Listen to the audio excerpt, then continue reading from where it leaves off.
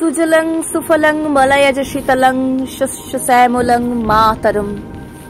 কবির মতে আমরা সবাই এই ধরাভূমিকে চিরসবুজ সুফলা কলরবে মুখরিত দেখতে চাই, কিন্তু তার যৌবনতাকে বজায় রাখার সুগঠিত প্রচেষ্টা করি না। ভগবানের অপরূপ উপহার জল, জলই জীবন। জল ছাড়া পৃথিবীতে প্রাণের বিকাশ কোনোভাবেই সম্ভবপর নয়। পৃথিবীর আদিম প্রাণ জলেই সৃষ্টি হয়েছে। পৃথিবীর সব জীব জলের ওপর নির্ভরশীল। এই পৃথিবীতে 3 ভাগ জল, 1 ভাগ স্থল।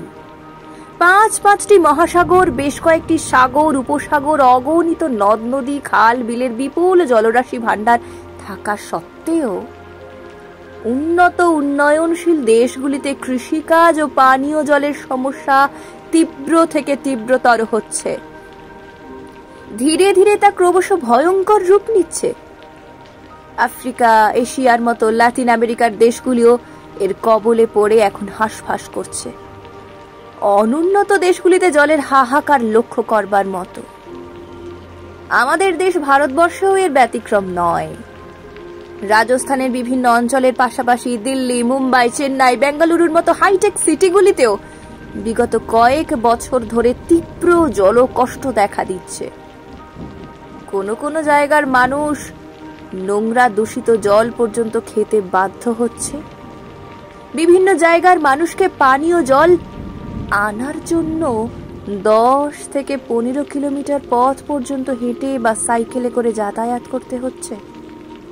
তার ফলে যেমন বিভিন্ন জলবাহিত রোগ দেখা দিচ্ছে, তেমন মানুষের শ্রম ও সময় দুটোই নষ্ট হচ্ছে।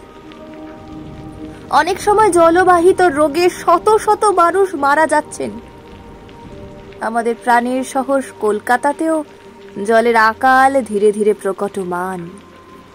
ভূগর্ভস্থ জল সঞ্চয়ন একটি খুব ধীরগতির সময় সাপেক্ষ প্রাকৃতিক ঘটনা, যা আদিমকাল থেকে পৃথিবীতে ঘটে আসছে। বৃষ্টির জল প্রাথমিকভাবে সাগর, নদী, নালা, পুকুর, খালবিলে জমা হয়। তারপর তা কঠিন শিলাস্তরের সূক্ষ্ম সূক্ষ্ম ছিদ্র দিয়ে খুব ধীরে ধীরে ভূগর্ভের অনেক গভীরে সঞ্চিত হয়। এই কাজে বনভূমিও একটা বিরাট ভূমিকা পালন করে। বর্তমান আধুনিক সমাজে বিভিন্ন কাজে ব্যবহারের জন্য যথেচ্ছভাবে ডিপ টিউবওয়েলের সাহায্যে ভূগর্ভ থেকে দ্রুত হারে পানীয় জল নিষ্কাশন করা হচ্ছে। নির্বিচারে অরণ্য বিনাশের ফলে তাছাড়াও অনিয়মিত বৃষ্টিপাতের ফলে ভূগর্ভে জল সৃজনের ভারসাম্য ব্যাহত হচ্ছে। পৃথিবীর মোট জলরাশির 97% লবণাক্ত, ব্যবহারের অযোগ্য জল। বাকি 3% এর 2.9% আন্টার্কটিকা ও অস্ট্রেলিয়া মহাদেশে হিমায়িত। বাকিটার কিছুটা অংশ পর্বতে, নদী নালায় সঞ্চিত। এটা থেকে পরিষ্কার যে আমরা সারা পৃথিবীর মানুষজন খুব অল্প পরিমাণে জলই ব্যবহারের কাজে লাগাতে পারি।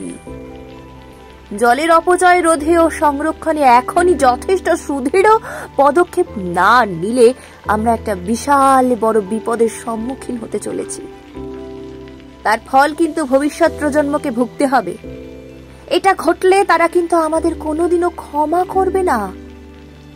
তাই যতটা সম্ভব জল অপচয় বন্ধ করতে হবে। ঘর গৃহস্থালির কাজ থেকে শুরু করে কলকারখানা, চাষবাসের কাজ সবেতেই বিজ্ঞান ভিত্তিকভাবে জল ব্যবহার করতে হবে। সমুদ্রের নোনা জলকে ব্যবহারযোগ্য করে তোলার সুলভ বৈজ্ঞানিক পদ্ধতির আবিষ্কার এখনো পর্যন্ত সম্ভবপর হয়নি। যেটুকু হয়েছে তা যথেষ্ট শক্তি আর ব্যয় সাপেক্ষ। জল সংরক্ষণে এখনো আমাদের সবচেয়ে বড় ভরসা বৃষ্টির জল। তাই গ্রামাঞ্চলে যথেষ্ট পরিমাণ পুকুর, খাল, বিল, জলাশয়